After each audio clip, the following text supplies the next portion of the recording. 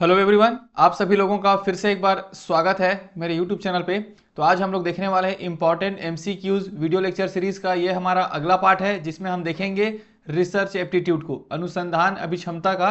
यह हमारा part third video lecture है। इससे पहले भी मैंने पार्ट वन और पार्ट टू वीडियो लेक्चर जो है रिसर्च एप्टीट्यूड का ऑलरेडी मैंने अपलोड कर दिया है मेरे यूट्यूब चैनल पे, जा करके उसको भी देख सकते हैं। प्लेलिस्ट में जाएंगे तो आपको मिल जाएगा, है ना। और आज हम देखेंगे इंपॉर्टेंट एमसीक्यू सीरीज का ये हमारा नेक्स्ट वीडियो लेक्चर है, जिसमें ये आपके यूजीसी नेट एग्जाम और सीजी सेट एग्जाम, साथ ही साथ अदर स्टेट के सेट एग्जाम के लिए भी इंपॉर्टेंट होने वाला है। तो चलिए फिर स्टार्ट करते हैं इंपॉर्टेंट एमसीक्यू सीरीज का अगला वीडियो लेक्चर। टॉपिक क्या रहेगा? Research aptitude. ठीक है, तो सबसे पहला क्वेश्चन देखिए आप, विच of the following is not a method of research. सबसे पहला क्वेश्चन ही है कि निम्नलिखित में से कौन सी विधि शोध की विधि नहीं है। तो सिंपल सी बात है, हम लोग जानते हैं हिस्टोरिकल रिसर्च होता है, ऐतिहासिक अनुसंधान होता है, सर्वे रिसर्च भी होता है, फिलोसॉफिकल रिसर्च भी होता है।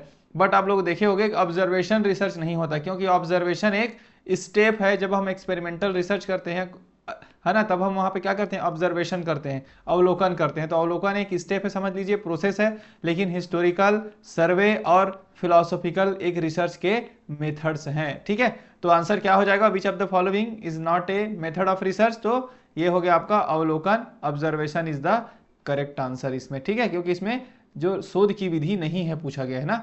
तो फर्स्ट का आंसर हो गया ए। चलते हैं सेकंड क्वेश्चन पे। Field work based research is classified. तो क्षेत्र कार्य आधारित अनुसंधान को इस प्रकार वर्गीकृत किया गया है। तो जिसमें फील्ड वर्क होता है उस रिसर्च के टाइप्स को पूछा है। ठीक है, तो हिस्टोरिकल रिसर्च में फील्ड वर्क तो होता नहीं है। आप इसमें प्रीवियस जो पास्ट में जो इतिहास में जो कुछ भी हुआ है उसके आधार पे आप बुक को पढ़ करके, लिटरेचर रिव्यू करके, उसके आधार पे आप अपना रिसर्च करते हैं। तो इसमें यूज नहीं होगा फील्ड वर्क का। एक्सपेरिमेंटल रिसर्च में आप रिसर्च कहाँ करेंगे? आप लेबोरेटरी में करते हैं, एक्सपेरिमेंट करते हैं, तो इसमें भी आपको फील्ड वर्क पे जाना नहीं होता है ना।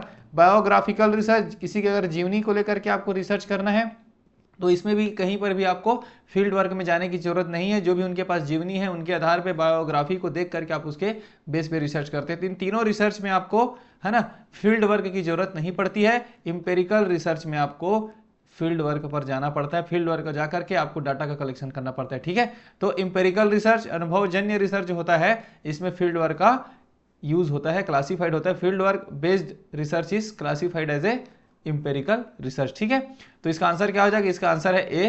तो सेकंड का आंसर हो जाएगा ए। चलते हैं नेक्स्ट क्वेश्चन पे। The process not needed in experimental research. तो प्रायोगिक अनुसंधान में कौन सी आवश्यक प्रक्रिया नहीं होती है? समझते हैं इसको, है ना। जब आपको एक्सपेरिमेंटल रिसर्च मतलब समझ रहे हैं कि आपने लेबोरेटरी में या कहीं पर भी एक्सपेरिमेंट रिसर्च कर रहे हैं, एक्सपेरिमेंटल रिसर्च कर रहे हैं, है ना, प्रायोगिक अनुसंधान की बात कर रहे हैं हम लोग, तो वहाँ पर ऑब्जर्वेशन तो चाहिए। हम लोग लेते हैं ऑब्जर्वेशन, लेते हैं अलग अलग डाटा का ऑब्जर्व करते हैं, उसके आधार पे अवलोकन करते हैं। तो ऑब्जर्वेशन चाहिए, और डाटा लेंगे तो उसमें मैनिपुलेशन या फिर रिप्लिकेशन होता है ना, हेर फेर या फिर प्रकृति भी एक्सपेरिमेंटल रिसर्च के ही क्या विशेषताएं समझिए। ठीक है, ऑब्जर्वेशन भी होना है उसमें, मैनिपुलेशन एंड रिप्लिकेशन मतलब हेर फेर होगा, और कंट्रोलिंग। कंट्रोलिंग का मीनिंग यहाँ पर यह है कि कंडीशंस को कंट्रोल करके। तो जब आप एक्सपेरिमेंट करते हैं कहीं पर भी, एक्सपेरिमेंटल रिसर्च जब आप एक्सपेरिमेंट कर रहे हैं लेबोरेटरी में, तो उस कमरे का रूम टेम्परेचर, इन्वायरमेंट, ये सबको हम कंट्रोल करके, है ना, नियंत्रण करके हम अपना एक्सपेरिमेंट को परफॉर्म करते हैं, ऑब्जर्वेशन लेते हैं, और उसके अकॉर्डिंग फिर मैनिपुलेशन एंड रिप्लिकेशन हमें देखने को मिलता है। तो ये तीनों पार्ट्स आपको एक्सपेरिमेंटल रिसर्च में देखने को मिलेगा, लेकिन रेफरेंस कलेक्शन ये आपका नहीं होता है किसमें? एक्सपेरिमेंटल रिसर्च में। तो यही इसका आंसर हो जाएगा। संदर्भ संग्रह जो लिखा है ना, the process is not needed, किसकी आवश्यक प्रक्रिया नहीं है प्रायोगिक अनुसंधान का? तो रेफरेंस कलेक्शन, संदर्भ संग्रह की आवश्यकता नहीं होती है। बाकी तीनों की चीजों की आवश्यकता होती है। आवश्यक प्रक्रिया है ऑब्जर्वेशन लेना, मैनिपुलेशन होना, कंट्रोलिंग करना, ये सब प्रक्रिया में आती है ना। लेकिन डी जो ऑप्शन है वो नहीं आते। तो आंसर थर्ड का डी। चलते हैं नेक्स्ट क्वेश्चन पे। A doctor study the relative effectiveness of two drugs of dengue fever. तो डेंगू फीवर के लिए दो ड्रग्स है, दो दवाओं की सापेक्ष प्रभावशीलता कितना इफेक्टिव है, इसकी स्टडी करता है डॉक्टर। तो his research would be classified as a. तो सिंपल सी बात है, किसी भी, है ना, दो दवाओं के लिखा ना, एक डॉक्टर डेंगू बुखार की दो दवाओं की सापेक्ष प्रभावशीलता का अध्ययन करता है। मतलब ये समझ लीजिए कि दो दवाएं हैं, दो मेडिसिन है ना, दोनों ए और बी मेडिसिन है, तो दोनों की रिसर्च हो रहा है लेबोरेटरी में, है ना, एक्सपेरिमेंट रिसर्च हो रहा है कि कौन सी दवाएं कितना इफेक्टिव है ह्यूमंस पे। ठीक है, तो इस टाइप के रिसर्च को क्या बोलेंगे? इस टाइप का रिसर्च कहलाता है आपका एक्सपेरिमेंटल रिसर्च। सिंपल सी बात है, एक्सपेरिमेंट किया जाता है, लेबोरेटरी में रिसर्च किया जाता है। तो ये सब जो जो है ना इफेक्टिवनेस ऑफ 2 दवाओं की, तो किसमें आ जाएगा, एक्सपेरिमेंटल रिसर्च में। क्योंकि डिस्क्रिप्टिव रिसर्च में हम क्या करते हैं, हम कहीं पर जाएंगे, उसको पूरे जो देखेंगे उसको हम क्या करेंगे, वर्णनात्मक मतलब वर्ण डिस्क्राइब करके हम उसको एक रिपोर्ट सबमिट कर देते हैं। केस स्टडीज में हम जा करके डिटेल में इन डेप्थ गहन अध्ययन जांच करके हम उसको सबमिट कर देते हैं। एथनोग्राफिक में क्या होता है, हम जो रिसर्चर है ना, वो जा करके उस समाज में रहता है, रहन सहन के बारे में सीखता है, उनके साथ बातचीत करता है, संबंध स्थापित करता है, तो ये सब कहलाता है इथनोग्राफिक रिसर्च। तो केस स्टडीज में भी आपका क्या बोलते हैं, है ना, नहीं हो सकता, इथनोग्राफिक भी नहीं हो सकता, डिस्क्रिप्टिव भी नहीं हो सकता। कहाँ होगा, टेस्टिंग। अगर ड्रग्स का टेस्ट करना है तो हमें क्या करना पड़ेगा, एक्सपेरिमेंटल रिसर्च में फोकस करना पड़ेगा। तो इसका आंसर क्या हो जाएगा, इसका आंसर हो जाएगा आपका बी, 4 का ऑप्शन हो गया बी। चलते हैं नेक्स्ट क्वेश्चन पे। Newton's gives 3 basic laws of motion, तो this research is categorized as. तो न्यूटन के द्वारा जो गति का नियम दिया गया है, बुनियादी 3 नियम दिए गए हैं, उसको किस प्रकार के शोध में वर्गीकृत किया जा सकता है। तो सिंपल सी बात है, हमने पढ़ा था फंडामेंटल रिसर्च। फंडामेंटल रिसर्च में होता क्या है कि जो ऑलरेडी थ्योरीज है ना, अलग से जो हमारे पास में जो भी थ्योरीज है, बुक्स है, उसको पढ़ करके एक नया आइडियाज जनरेट करना, नया प्रिंसिपल्स देना, वो क्या कहलाता है, फंडामेंटल रिसर्च कहलाता है। तो न्यूटन का नियम भी क्या है, एक प्रिंसिपल है, एक सिद्धांत दिया है ना, कि नियम दिया है, वो प्रिंसिपल दिया है ना, जिसको हम लोग न्यूटन के 3 बेसिक लॉज ऑफ मोशन कहते हैं, है ना। तो ये किस में आएगा, ये फंडामेंटल रिसर्च कहलाएगा, ठीक है, मौलिक अनुसंधान कहलाता है। क्योंकि मैंने बताया डिस्क्रिप्टिव में तो डिस्क्राइब करना होता है, सिंपल सर्वे अलग होता है, अप्लाइड रिसर्च जब किसी सिचुएशन के समस्याओं को समाधान करना होता है तो हम उसको अप्लाइड रिसर्च पे अप्लाई करते हैं, ठीक है। तो लेकिन न्यूटन्स के नियम, क्योंकि ये एक आइडियाज है, एक प्रिंसिपल की बात कर रहा है, एक नए प्रिंसिपल्स की बात कर रहा है, इसलिए किसमें आएगा, ये फंडामेंटल रिसर्च में ये ऑप्शन आएगा, ठीक है। तो 5th का आंसर क्या हो जाएगा, सी। चलते हैं नेक्स्ट क्वेश्चन पे। Deconstruction is a popular method of research, तो याद रखेंगे डीकंस्ट्रक्शन अनुसंधान की एक लोकप्रिय विधि है, ये है आंसर आपका डी, साहित्य है इसका आंसर, ठीक है। इस क्वेश्चन को भी याद थोड़ा देख लेंगे, ठीक। चलते हैं नेक्स्ट क्वेश्चन पे। The research stream of immediate application, लिखा है इमीडिएट, इमीडिएट मतलब तत्काल आवेदन की अनुसंधान धारा है, समझ आए। जब कभी कुछ समस्याएं होंगी या उसकी जब आपको तुरंत तत्काल में उसकी समस्या का समाधान निकालना होगा, तो जब वो उस टाइप के सिचुएशन के लिए जो रिसर्च किया जाता है ना, समस्या का समाधान निकालने के लिए तत्काल में, उसको हम बोलते हैं एक्शन रिसर्च। क्या बोलते हैं, क्रियात्मक अनुसंधान। सिंपल सी क्वेश्चन है। पहले बता दूं, जब इमीडिएट एप्लीकेशन की बात किया जाता है, तत्काल उसके प्रभाव की बात किया जाता है, तत्काल हमें जरूरत पड़ती है उस चीज़ों को, समस्या को समाधान करने के लिए, तो हम क्या करते हैं, एक्शन रिसर्च करते हैं, ठीक है। Conceptual research, concept development, fundamental से मैंने पहले बता दिया, इंपेरिकल रिसर्च के बारे में भी मैंने अपने फर्स्ट क्वेश्चन में बता दिया, ठीक है। इसका आंसर क्या हो जाएगा, 8 का आंसर हो जाएगा सी, ठीक। अगला देख लेते हैं 9th नंबर। तो which of the following statement is not true in the contest of participatory research, तो सहभागी अनुसंधान के संदर्भ में निम्नलिखित में से कौन सा कथन सत्य नहीं है ना। सहभागी पार्टिसिपेटरी रिसर्च में यह ज्ञान को शक्ति के रूप में मानता है, ये सही स्टेटमेंट है। नॉलेज को ही पावर मानता है, ठीक है। यह लोगों को विशेषज्ञ के रूप में महत्व देता है, सिंपल सी बात है। जब पार्टिसिपेटरी रिसर्च है, सहभागी अनुसंधान है, मतलब लोगों के आपस में जुड़ करके पार्टिसिपेट करके वो रिसर्च किया जा रहा है, तो किन्हीं कुछ न कुछ लोगों को तो आपको एक्सपर्ट बनाना पड़ेगा, है ना। तो इसलिए emphasise and people as a expert, ये भी सही स्टेटमेंट है। यह जांच की एक सामूहिक प्रक्रिया है, सिंपल सी बात है। पार्टिसिपेटरी रिसर्च मतलब बहुत सारे लोग इसमें पार्टिसिपेट कर रहे हैं, तो एक सामूहिक प्रक्रिया होगी, ठीक है। और इसका एकमात्र उद्देश्य ज्ञान का उत्पादन करना, ये गलत स्टेटमेंट है। जब मैं पहले भी बोला हूं, जब कभी भी ऐसा कुछ क्वेश्चन आता है जिसमें ओनली एकमात्र इस स्टेटमेंट, ये शब्द का यूज होता है ना, वो स्टेटमेंट गलत हो जाता है। क्योंकि किसी भी चीज का सिर्फ सिंगल एप्लीकेशन नहीं होता है, एकमात्र एप्लीकेशन नहीं होता है, बहुत सारे एप्लीकेशंस होते हैं, ठीक है। तो इसका एकमात्र उद्देश्य ज्ञान को उत्पादन करना, it is sole purpose to production of knowledge, is गलत, निगेटिव स्टेटमेंट है ना। और बहुत सारे हैं, नॉलेज का बस ज्ञान को उत्पादन करना नहीं होता है, समाज के लिए कितना यूजफुल है कि नहीं है, उसको लागू कैसे करना है, हर एक चीज को देखा जाता है जब कभी हम रिसर्च करते हैं, तो ठीक है। तो इसका आंसर क्या हो जाएगा, इसका आंसर हो जाएगा आपका डी। नॉट लिखा ना, नॉट नहीं है। चलते हैं नेक्स्ट क्वेश्चन पे। A researcher is interested in studying the prospects of, है ना, prospects of particular political party in urban area. एक शोधकर्ता शहरी क्षेत्र में एक विशेष राजनीतिक दल की संभावनाओं का अध्ययन करने में रुचि रखता है। तो सिंपल सी बात है, जब कभी इलेक्शन होने वाला होता है ना, तो बहुत सारे देखना एग्जिट पोल या सर्वे, बहुत सारी चीजें कराई जाती है कि इस एक एरिया में, एक कॉन्स्टिट्यूएंसी में, है ना, कौन जीत रहा है, इस प्रकार के। तो विशेष राजनीतिक दल की संभावनाओं का अध्ययन, कि कौन सा राजनीतिक दल इस बार के इलेक्शन को जीतने के चांसेस है, इसका अगर कोई रिसर्च करता है इस पे, तो इसको किस आधार पे उसे करेगा, तो उसे अध्ययन के लिए कौन सा उपकरण पसंद करना चाहिए, तो किस आधार पे वो सर्वे करेगा या फिर, है ना, अध्ययन करेगा, तो क्वेश्चनरीज, लोगों से प्रश्नावली पूछ करके, लोगों को जाकर राय लेकर के, प्रश्नों को पूछ करके वो क्या करेगा, अध्ययन कर सकता है कि एक संभावनाओं की, ठीक है। रेटिंग स्केल नहीं कर सकता, इंटरव्यू, एक एक आदमी का इंटरव्यू लेना पॉसिबल नहीं है पूरा, है ना, शेड्यूल भी नहीं कर सकता अनुसूची का, ठीक है। तो इसमें क्या बनेगा, क्वेश्चनरीज, लोगों से भी, है ना, सभी लोगों से भी क्वेश्चंस नहीं पूछना है, उस एरिया के जितने भी लोग हैं वहाँ पर जाकर के रफली आइडियाज लेते हैं वो लोग, है ना, कि क्या है सिचुएशन, क्या है उसके अकॉर्डिंग। तो ये आंसर क्या हो जाएगा, इसका आंसर हो जाएगा सी, क्वेश्चनर, ठीक। अब हम चलते हैं next. A researcher intend to explore the effect of possible factors of the organisation, लिख दिया। एक शोधकर्ता प्रभावी मध्याह्न भोजन हस्तक्षेप के आयोजन के लिए संभावित कारकों के प्रभाव, यहाँ पे प्रभाव और कारक, रीजन, इफेक्टिव जो है ना, effective mid day meal intervention का पता लगाने का इरादा रखता है। तो इस अध्ययन के लिए कौन सी शोध पद्धति सर्वाधिक उपयुक्त होती है, तो मैं आपको पहले भी बताया हूं कि एक्स पोस्ट फैक्टो रिसर्च, है ना, जो एक्स पोस्ट फैक्टो रिसर्च जो होता है वो किसी भी घटना का क्या है, वो कारण के बारे में पता करने का रिसर्च है, कि कितना प्रभाव पड़ता है लोगों पे, क्या कारण की वजह से ये सक्सेस हुआ कि नहीं हुआ, कुछ भी जो स्कीम है गवर्नमेंट, जैसे लिखा है ना मध्याह्न भोजन जो स्कीम है उसके बारे में बात किया गया है। तो जहां पर कारक और प्रभाव की बात की जाती है ना, वो एक्स पोस्ट फैक्टो रिसर्च होता है, क्योंकि हिस्टोरिकल हो नहीं सकता, डिस्क्रिप्टिव हो नहीं सकता, क्योंकि डिस्क्रिप्टिव एक्सपेरिमेंटल तो लैब में होता है, ठीक है। तो इसका आंसर क्या हो जाएगा, इसका आंसर हो जाएगा आपका डी, 11 का डी। चलते हैं नेक्स्ट क्वेश्चन पे। Below are given 2 sets of research method, set and data collection tools. अब इसको देख लेते हैं, मैच द फॉलोइंग है ये।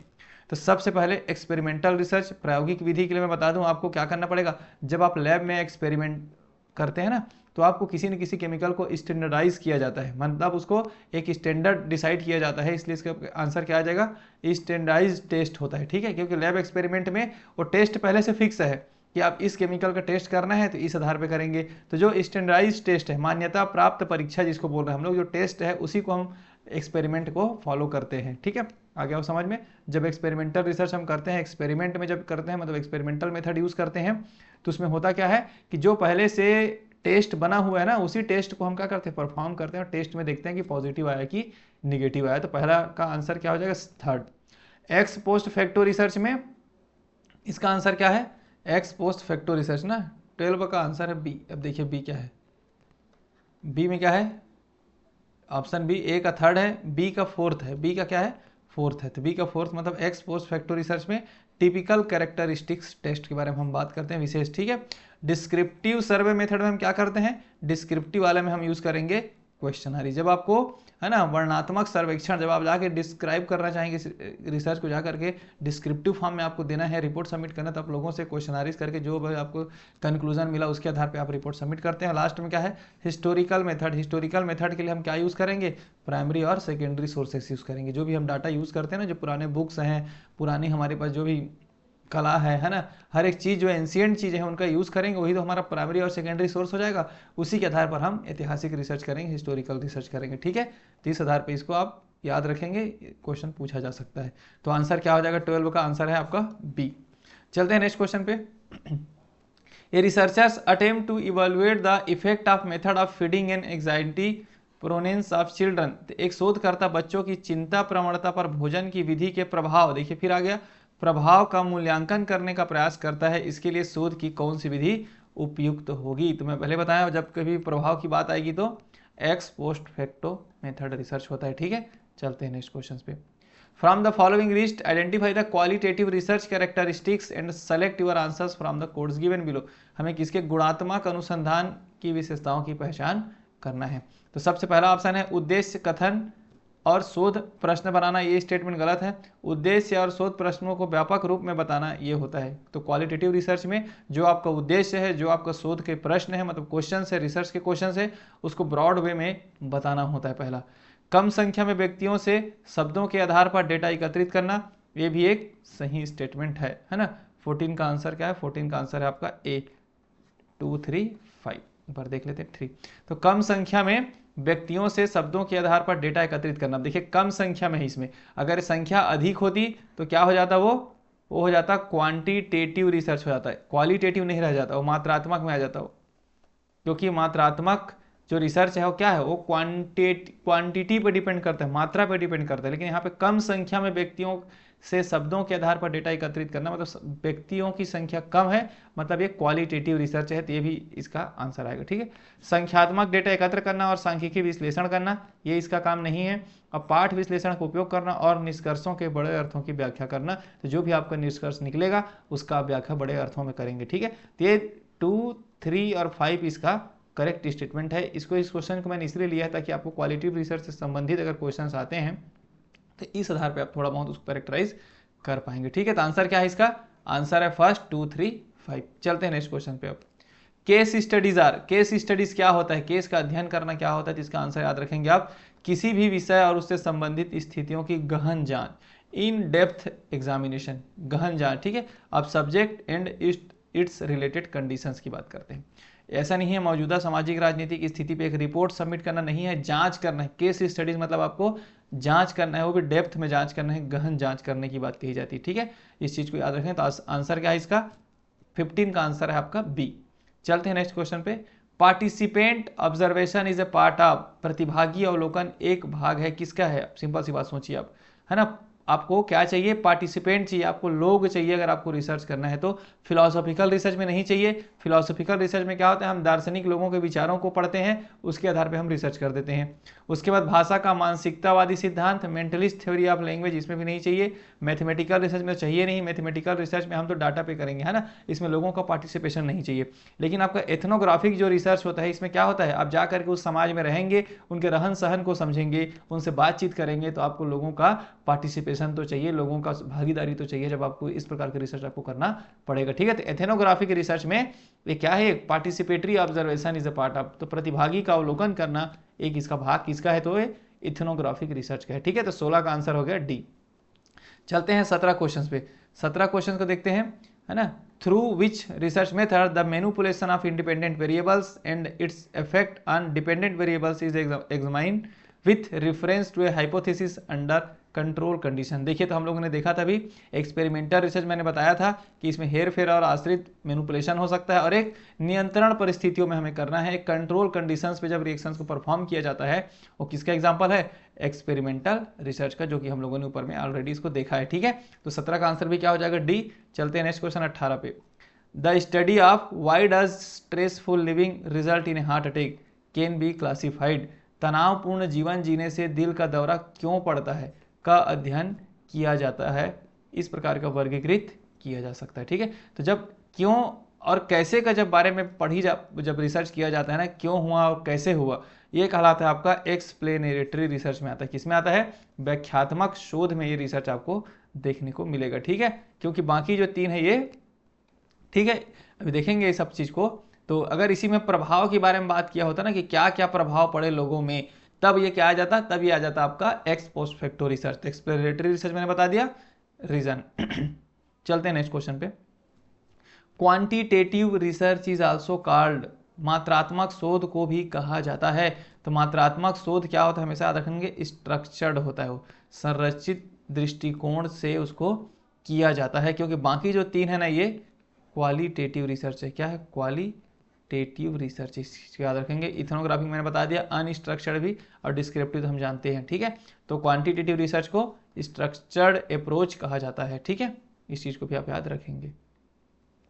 Brainstorming as a method can be used, विचार मंथन को एक विधि के रूप में प्रयोग किया जा सकता है। तो सिंपल सी बात है, किस आप ब्रेनस्टॉर्मिंग मतलब आपके दिमाग को, है ना, डेवलप करने की बात कही जा रही है।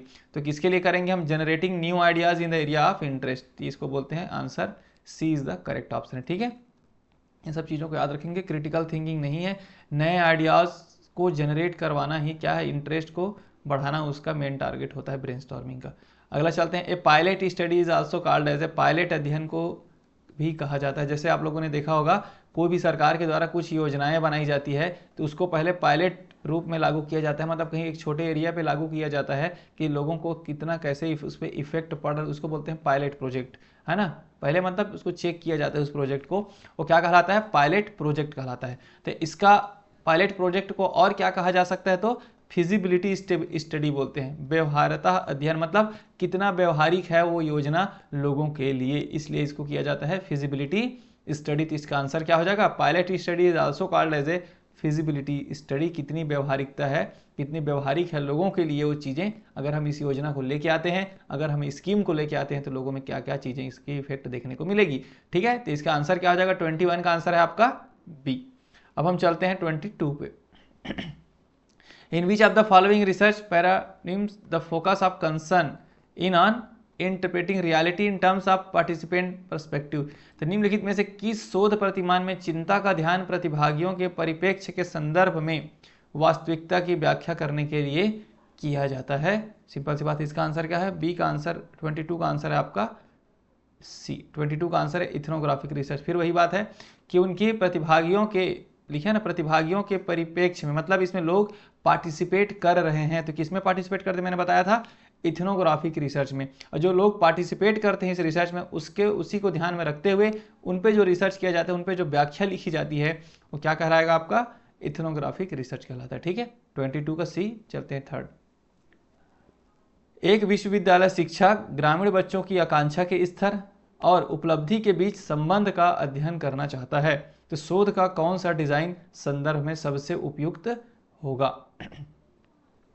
ठीक है, तो इसका आंसर क्या होगा, इसका आंसर है आपका बी। 23 का आंसर भी एक्स पोस्ट फैक्टो रिसर्च है, क्योंकि यही बात है फिर, है ना, उनके संबंधों का, उनके प्रभावों का अध्ययन करने की बात इसमें कही जा रही है। बाकी ऑप्शन नहीं होगा, एक्सपेरिमेंटल तो हो नहीं सकता, हिस्टोरिकल रिसर्च भी नहीं होगा, ना सर्वे भी नहीं होगा। तो बचा क्या फिर, एक्स पोस्ट फैक्टो रिसर्च ही सबसे उपयुक्त आंसर है इसमें। ठीक है, चलते हैं 24 क्वेश्चन पे।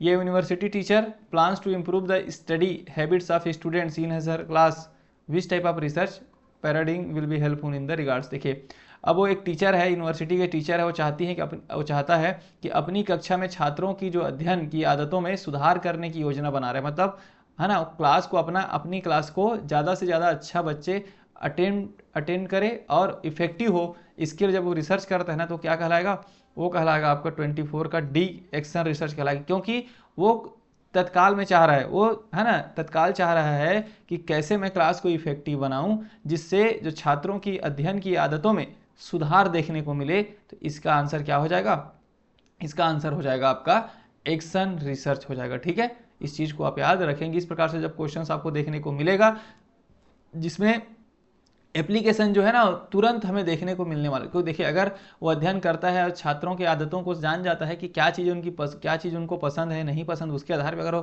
क्लासेस लेगा तो उसका रिजल्ट तुरंत दिखेगा, है ना। तो उसी चीज़ को जब वो जानने के लिए जो रिसर्च करवा रहा है, वो क्या कहलाएगा, आपका एक्शन रिसर्च कहलाता है। ठीक है, तो इस प्रकार के क्वेश्चन को भी बनाने आना चाहिए आपको। ठीक, एक कॉलेज शिक्षक छात्रों की घरेलू स्थितियों और उपलब्ध कराए गए छात्रावासों से संबंधित वास्तविकता स्थितियों को चित्रित करने के उद्देश्य से शोध करता है। तो निम्नलिखित में से कौन सा शोध प्रारूप ऐसा करने के लिए उसका क्या हो जाएगा, सहायक होगा। इसका आंसर क्या है, इसका 25 का आंसर है पार्टिसिपेंट ऑब्जर्वेशन बेस्ड रिसर्च, क्योंकि डिस्क्रिप्टिव नहीं है, ना ही एक्सपेरिमेंटल नहीं है, ना ही इथनोग्राफिक नहीं है। तो बचा कौन, पार्टिसिपेंट ऑब्जर्वेशन बेस्ड रिसर्च। तो इस आधार पे भी आपको एलिमिनेट करने आना चाहिए। ठीक, चलते हैं next. Which of the following method is used in empirical research. तो अनुभवजन्य शोध में निम्नलिखित में से किस विधि का उपयोग किया जाता है। तो याद रखेंगे, जब भी एम्पेरिकल रिसर्च की बात आती है, हम साइंटिफिक मेथड का यूज करते हैं। तो आंसर क्या हो जाएगा, 26 का आंसर है आपका डी। ठीक है, चलते हैं next. Which of the following research intervention based है, हस्तक्षेप आधारित है और साइक्लिक इन नेचर है ना, और इम्प्रूवमेंट पे फोकस करने वाला है। इसका आंसर क्या, मैंने पहले भी बोला था, अगर आप किसी सिचुएशन का समस्या का तुरंत समाधान चाहते हैं, मतलब आप उसमें हस्तक्षेप करना पड़ेगा, आपको तुरंत एक्शन लेना पड़ेगा उसमें। और प्रकृति में चक्री भी होता है, मैंने बताया था, प्लान, एक्ट, ऑब्जर्व और रिफ्लेक्ट। ये चार एक क्या होता है, एक साइकिल के फॉर्म में काम करते हैं। प्लान हो गया, मान लीजिए प्लान, फिर हो गया आपका एक्ट हो गया, फिर आपका ऑब्जर्व हो जाएगा, फिर लास्ट में आ जाएगा रिफ्लेक्ट। इस प्रकार से चक्रीय जो प्रकृति का नेचर है वो कौन है, एक्शन रिसर्च है। तो आंसर क्या हो जाएगा, डी। 27 का आंसर डी। चलते हैं नेक्स्ट क्वेश्चन पे। In which of the following research method process of hypothesis testing optimally safeguards the role of extraneous variable. निम्नलिखित में से किस शोध पद्धति में परिकल्पना का परीक्षण प्रक्रिया बाहरी चर की भूमिका को बेहतर ढंग से सुरक्षित रखती है? तो सिंपल सी बात है, जब वेरिएबल्स की बात आती है तो ये हो जाता है आपका 28 का बी, एक्सपेरिमेंटल रिसर्च। ठीक है, जब वेरिएबल्स की बात आएगी, वेरिएबल्स क्या है, मतलब जो चेंज हो रहा है ना, उसकी बारे में बात की जाती है, हाइपोथेसिस के बारे में बात किया जाता है, तो किसमें आ जाएगा ये? एक्सपेरिमेंटल। क्योंकि एक्स पोस्ट फैक्टो रिसर्च अलग होता है, उसके प्रभाव को देखा जाता है, हिस्टोरिकल है ही नहीं, डिस्क्रिप्टिव में भी जाकर के हम डिस्क्राइब करके रिपोर्ट सबमिट करते हैं। तो आंसर क्या बच रहा है इसमें? Experimental research. अगला आते हैं, a major focus in quantitative research is on. किसमें मेन फोकस होता है क्वांटिटेटिव रिसर्च का? तो ये आपका याद रखना है, कारण पे। क्वांटिटेटिव रिसर्च में, मात्रात्मक रिसर्च में हम तभी करते हैं, है ना, बड़े लेवल पे रिसर्च हम तब करते हैं जब उसके हम कारणों को जानने की कोशिश करते हैं कि क्यों ऐसा कुछ हो रहा है, किसी समाज में कुछ समस्याएं हैं, उसको बड़े लेवल पे जब हम रिसर्च कर रहे हैं उस चीज़ों को समझने के लिए, तो उसके कारण के बारे में हमें जानना होता है। इसीलिए इसका आंसर क्या हो सकता है ना, B is the correct answer. Historicity, ऐतिहासिकता नहीं हो सकता, सामाजिक प्रतिबिंब, एक कृत्रिम वातावरण बनाना, ये सब तो है ही नहीं। आंसर क्या बचा इसका? कैजुअलिटी, है ना, कॉजेलिटी, जिसका आंसर क्या है? कारण। 29 का आंसर बी। चलते हैं 30 क्वेश्चन पे। Which of the following are the types of error in a survey research. Survey research में कौन कौन से टाइप के एरर हो सकते हैं? सबसे पहला तो सैंपल एरर। आपको जब सैंपल कलेक्शन करने जाएंगे उसी टाइम अगर आपने सैंपल प्रॉपरली नहीं लिया तो एरर हो सकता है। दूसरा है डाटा कलेक्शन एरर, डाटा को जब कलेक्ट करने के टाइम जाएंगे तब एक एरर हो सकता है। और थर्ड है डाटा प्रोसेसिंग एरर। तो ये 3 टाइप के एरर यूज होते हैं। सोर्स एरर और ऑब्जर्वेशनल एरर ये इसके टाइप्स में नहीं आता है ना। पढ़ने से लग रहा है कि सोर्स एरर भी हो सकता है, बट टाइप्स में नहीं आता है। टाइप्स में sample error, data collection error और डाटा प्रोसेसिंग एरर। तो क्या है? ADE इसका आंसर है। D is the correct option of 30 question. चलते हैं 31 क्वेश्चन पे। सर्वे research is one of the key methods. तो सर्वे रिसर्च को मैक्सिमम किस में हम करते हैं, कौन से सब्जेक्ट के लिए करते हैं? तो फिजिक्स में नहीं हो सकता, लेबोरेटरी वाला है। हिस्ट्री में सर्वे करने की जरूरत नहीं है, आपको हिस्ट्री को पढ़ करके बताना है ना, इसमें भी नहीं है। बचा कि इसमें सोशियोलॉजी, क्योंकि समाज के जो चीज़ होता है ना, जब समाज के लिए कुछ करना होता है तो हमें सर्वे करवाना पड़ता है। जब तक हम सर्वे नहीं कराएंगे हम समझेंगे नहीं कि कितने लोगों तक इस योजना का या फिर कुछ भी स्कीम का बेनिफिट मिलेगा। तो सोशियोलॉजी में सर्वे रिसर्च इंपॉर्टेंट हो जाता है, की मेथड्स हो जाता है ना। ठीक है, तो आंसर क्या हो जाएगा? 31 का आंसर सी। चलते हैं नेक्स्ट क्वेश्चन पे। Which of the following are the general steps of scientific research. Scientific research का एक जनरल स्टेप क्या है? तो सबसे पहले हम क्या करते हैं? ऑब्जर्वेशन लेते हैं, फिर हाइपोथेसिस जनरेट करते हैं ना। 32 का आंसर क्या है? हाइपोथेसिस करते हैं, फिर हम एक्सपेरिमेंट करते हैं, फिर उसको थ्योराइजिंग मतलब उसके बाद पे हम सिद्धांत बनाना करते हैं। सबसे पहले अवलोकन, फिर परिकल्पना, फिर प्रयोग, फिर सिद्धांत बनाना। इसका आंसर क्या हो जाएगा? इसका आंसर हो जाएगा आपका सी इज द करेक्ट आंसर। ठीक है, चलते हैं नेक्स्ट क्वेश्चन पे। The first step of research is. तो रिसर्च जब करेंगे तो पहला चरण क्या होता है? पहला चरण होता है आइडेंटिफाइंग ए प्रॉब्लम, किसी समस्या का पहचान करना फर्स्ट स्टेप है। सेलेक्टिंग ए प्रॉब्लम नहीं है, सर्चिंग ए प्रॉब्लम नहीं है, फाइंडिंग ए प्रॉब्लम नहीं है। ठीक है, इस चीज़ को भी याद रखेंगे। 34 में देख लेते हैं, थोड़ा सा क्वेश्चन ट्रिकी है इसमें, है ना। विच of the following is the first step in starting the research process. जब रिसर्च की प्रोसेस को जब आप स्टार्ट करते हैं तो सबसे पहला कदम क्या होता है? समस्या का पता लगाने के लिए सूचना के स्रोतों की खोज करना।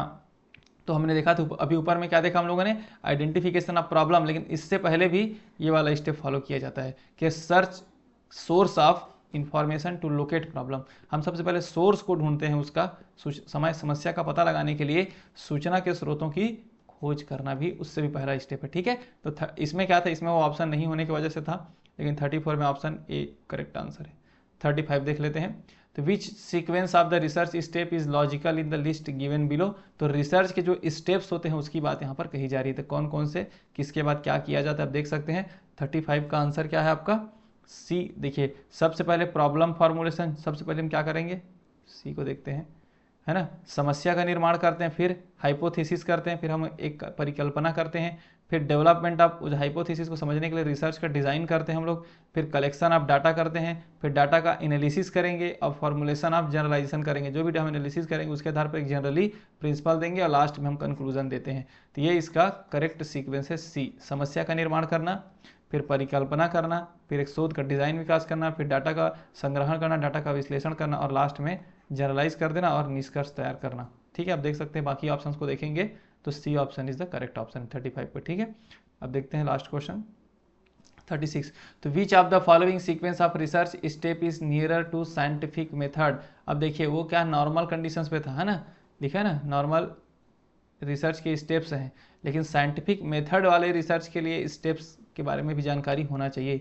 तब क्वेश्चंस को ध्यान से पढ़ेंगे, जब साइंटिफिक मेथड बोला जाएगा तब क्या लिखना है, और जब साइंटिफिक मेथड नहीं बोला जाएगा तब। तो इसके ऊपर वाले केस में क्या था, साइंटिफिक मेथड की बात नहीं कही गई, सीधा research sequence of research step की बात कही गई ना। लेकिन इसमें क्या लिखा गया है, sequence of research step is nearer to scientific method को ध्यान में रखते हुए करना है, ठीक है। तो इसका आंसर क्या है, 36 का आंसर है बी, 36 का आंसर है बी। बी देख लीजिए।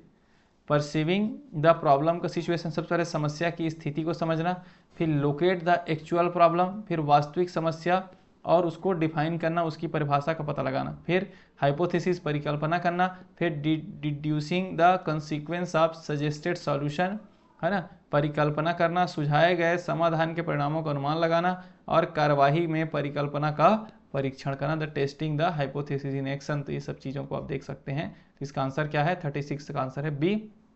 ये है हमारा लास्ट क्वेश्चन, है ना, इसके बाद क्लियर, ये क्वेश्चन नंबर लास्ट है। देखिए सबसे पहले एक्सपेरिमेंटल रिसर्च, मैंने बताया था कि एक्सपेरिमेंटल रिसर्च में हम क्या करते हैं, एक्सपेरिमेंटल रिसर्च में हम क्या करेंगे, वेरिएबल्स के बारे में मैंने बताया था, वेरिएबल्स होना चाहिए, है ना।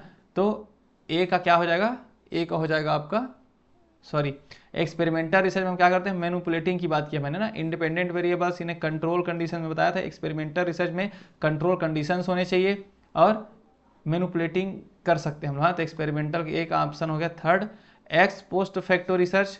एक्स पोस्ट फैक्टो रिसर्च में मैंने बताया था प्रभाव के बारे में बात करते हैं, फैक्टर्स के बारे में बात करते हैं, है ना। तो बी का आंसर क्या हो जाएगा, बी आएगा आपको 5th ऑप्शन में, ठीक। उसके बाद है डिस्क्रिप्टिव रिसर्च। डिस्क्रिप्टिव रिसर्च में हम क्या करते हैं, obtaining information concerning the current status of the phenomena, इसमें आ जाएगा ये। उसके बाद जो एक्शन, ये जो होता है वो सेकेंड ऑप्शन है, वो आपका जो एक्शन रिसर्च है ना, वो आपका है first, intervention of ameliorate given conditions, ठीक है। इसके एक बार हिंदी में देखना चाहेंगे तो, प्रयोगात्मक विधि का नियंत्रित स्थितियों में एक स्वतंत्र चर में हेरफेर करना और आश्रित चरों पर इसके प्रभाव का मापना करना, ये फर्स्ट, ठीक है। एक्स पोस्ट फैक्टो रिसर्च में मैंने बताया था प्रभाव का आकलन करना, तो देखिए प्रभाव वाला ये है, तो इसका आंसर ये हो जाएगा, ठीक है। वर्णात्मक में क्या होता है, लोगों को द्वारा साझा किए जाने वाले अर्थों और उनके निरूपण के संदर्भ में व्यवहार के पैटर्न की व्याख्या करना, ठीक है, वर्णात्मक हो गया ये। उसके बाद क्रियात्मक अनुसंधान, तो क्रियात्मक में किसी स्थिति को सुधारने के लिए हस्तक्षेप करना। मैं पहले ही बोला हूँ, एक्शन रिसर्च में हस्तक्षेप करना वर्ड अगर आता है तो वो किस में हो जाएगा, वो एक्शन रिसर्च इंटरवेंशन वर्ड अगर आता है तो, ठीक है। तो ये हो जाएगा इसका, जो बच गया लास्ट में, ये हो जाएगा सेकंड इसका, ठीक है। तो इस आधार पे आप आसानी से इसको फाइंड कर सकते हैं, ठीक। तो उम्मीद करता हूँ इस वीडियो लेक्चर में बहुत सारे क्वेश्चंस को मैंने क्लियर किया मेथड ऑफ रिसर्च से संबंधित, क्योंकि इस टाइप के क्वेश्चंस आपको देखने को जरूर मिलेगा आपके आगामी एग्जाम के लिए, आने वाले एग्जाम के लिए, है ना। तो बेसिकली हम हर एक रिसर्च से एक दो पॉइंट याद रखेंगे ना, क्या क्या डिफरेंस है दोनों में, तब हम आसानी से 4 ऑप्शंस में से एक ऑप्शन हम आसानी से उसमें से आंसर अपना सही कर लेंगे, ठीक है। तो उम्मीद करता हूँ वीडियो अच्छा लगा, चैनल को सब्सक्राइब कर देना, वीडियो को लाइक कर देना, अपने दोस्तों में शेयर कर देना, है ना। मिलते हैं नेक्स्ट वीडियो लेक्चर, तब तक के लिए आप सभी लोगों का बहुत बहुत धन्यवाद।